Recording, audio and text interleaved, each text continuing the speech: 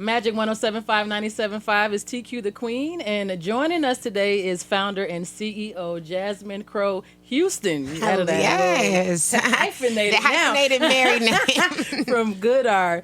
I heard you have some great things to share with us today. Yes. What's going on? Well, first of all, thank you guys so much for having me. Always love being here. But I'm here today to talk about the Goodr Community Market. It's our first hybrid grocery store that we're opening here in the city of Atlanta.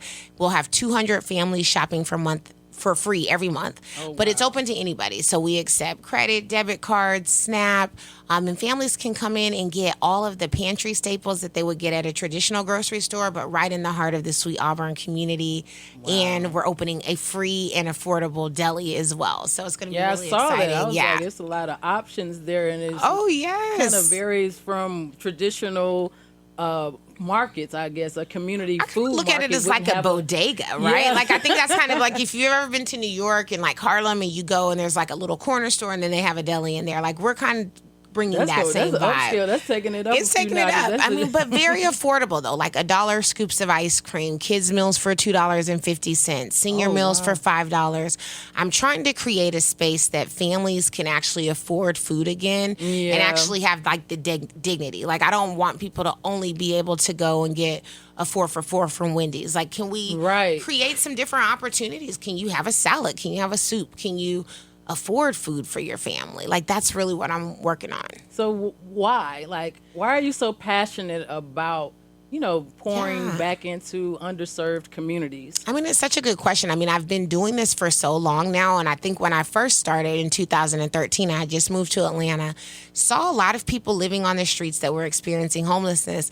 And it was just something in the moment that I think was a heartstring pull. Like, God, how can I help? Like, how Yeah. can I do more for these families? And I tried really hard to think through what could it be. And so I started cooking for families and people experiencing homelessness on the streets and did that for almost 4 years What? before I started So working how on does- Goodr How fully. does that look like? It was, I was just on the taking my weekends? money on the weekends. Yep, it was called Sunday Soul. I would literally, the circulars would come out on Tuesday for the sales at the grocery store would start on Wednesday. So I would look at the circulars, whatever was BOGO at Publix, whatever was on sale at Kroger. I was kind of making that be the menu and driving all the way out to like Beaufort Highway and DeKalb County farmers markets. Like I remember literally having to drive all the way across the city just to be able to get the food to feed so many families. And when the video went viral, it made me realize the way that hunger has been solved traditionally isn't moving the needle, and I wanted to do it differently. Yeah, and I feel like with you opening up this market, you're definitely going to be doing it differently in Edgewood because There's just it's a nothing around community there. that definitely needs it. It's just, I think a lot of times people will say, oh, well, there's grocery stores on Ponce or there's this. And I think if you have a car, Yeah. There's but if you don't have a car and you're a senior living in Wheat Street Towers, you're getting your stuff at the Exxon. And you're paying more for it. Oh, yeah, And definitely. it's not as fresh. And you don't have access to a lot of fresh produce. And so now here I am where you're going to be able to come in my store and get mangoes and watermelons and, all the fruits and vegetables that you can need. You could pay for it with digital currency, Apple Pay, Google Pay, use your SNAP, whatever you need. We are cashless, but it's an opportunity for you to get what you need within walking distance. And I say that to say by people paying for food at the corner stores and things of that nature, they end up paying more money Yep. for food than they should. And it's really created this paradigm where the poorest people in our country are traditionally paying the most for food. And we're trying to solve that. And that's a great thing. What would you say to someone who, had the passion like you and don't know where to start? Like they want to help, Yeah. but they just don't know what To do. road to go down. I would say just get started. I think about the first time I ever fed in October of 2013. I still remember it was just a spaghetti dinner. And I remember thinking, like, I'm going to make this spaghetti dinner. I think I started like 2 hours cooking before, because, it was spaghetti. Yeah. And I'm thinking, oh, I can make this in 2 hours. And I was just supposed to feed like 100 people. My kitchen was a mess, spaghetti sauces everywhere. The event was like probably 2 hours late because it took longer. And I literally made salad, garlic bread, spaghetti, and corn. That's all I made. And I was like, wow. I could do this real quick. Like, I could do this. Yeah. And I just started.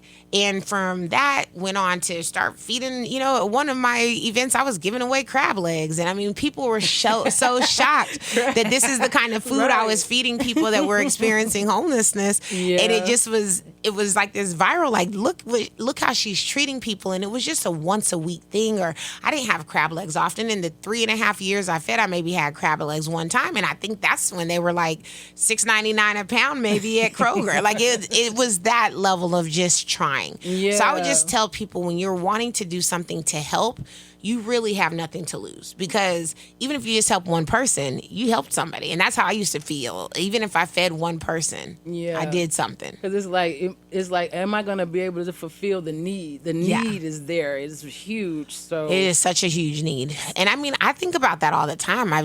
We get calls every day. I mean, from seniors specifically in the city of Atlanta. And it's heartbreaking, because they're like, you guys used to deliver to me during the pandemic. How can I get food? Can y'all deliver me more food?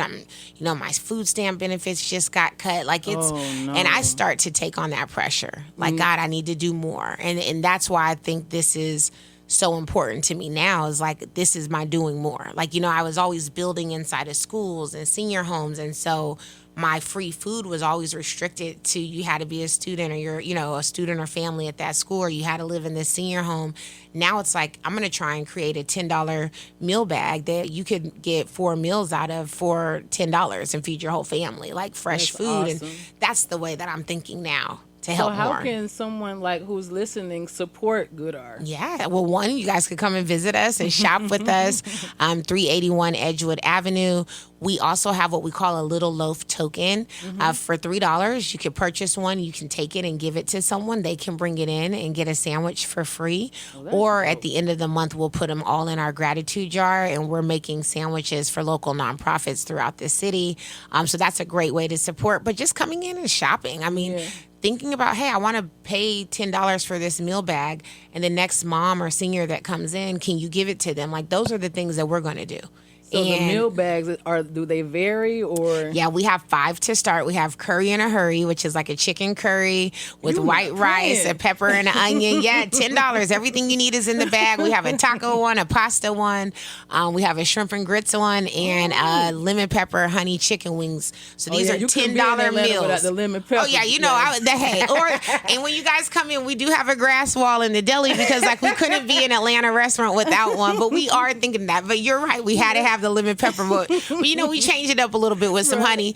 But we have like 2 pounds of chicken wings, some corn on the cob, some salad, some honey, and like, we're gonna sell this for $10. Wow. When does it open? Because I have to stop by there. You gotta stop by. So our grand opening is Thursday. On Friday, we're looking to host 50 moms. So moms, we have what's called the Mom Market. You just have to RSVP at info@goodr.co. It's from 12 to 2. We're gonna show you what's on our menu. We're gonna feed you lunch. We're gonna send you home with a family meal, and just do some fun things like a flower bar and mocktails for the moms.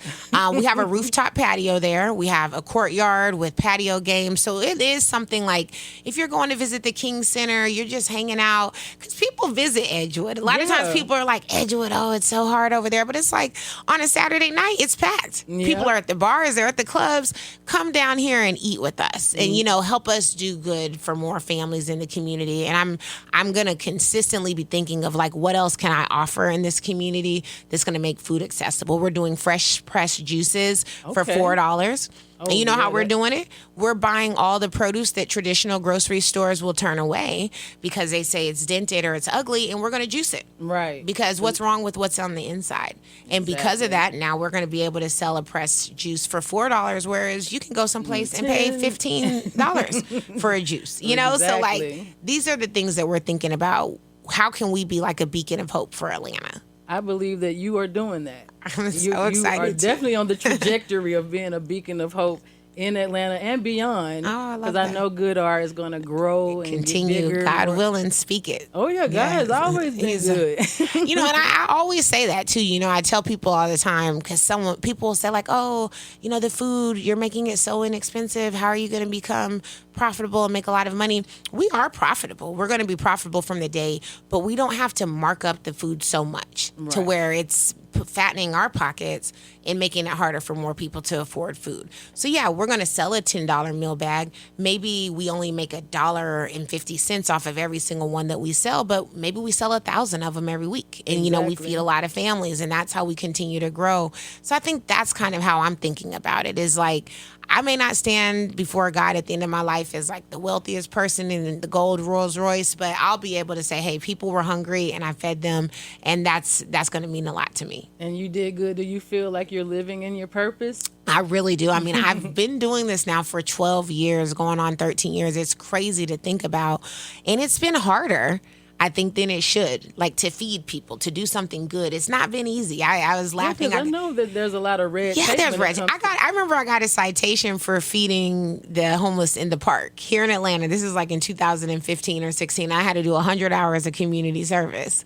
Well, you were doing that anyway, though, right? Yeah, but I guess because I was like in the park without a permit, you know, I got a citation. So I'll take it. But that's an example of like trying to do something good and being, like, you just can't pull up in your car. You can't do it. You can't do it anymore. What's the saying? Like, no good deed goes unpunished. Right. And so I've had my fair share of punishment along the journey, but we fed a lot of families, and specifically in Atlanta. I mean, most people will know us from the pandemic. We used to deliver meals to everybody. I mean, if you needed food during the pandemic, you could call us, and we were bringing Goodr boxes to people's houses. I don't care if you lived in Kennesaw.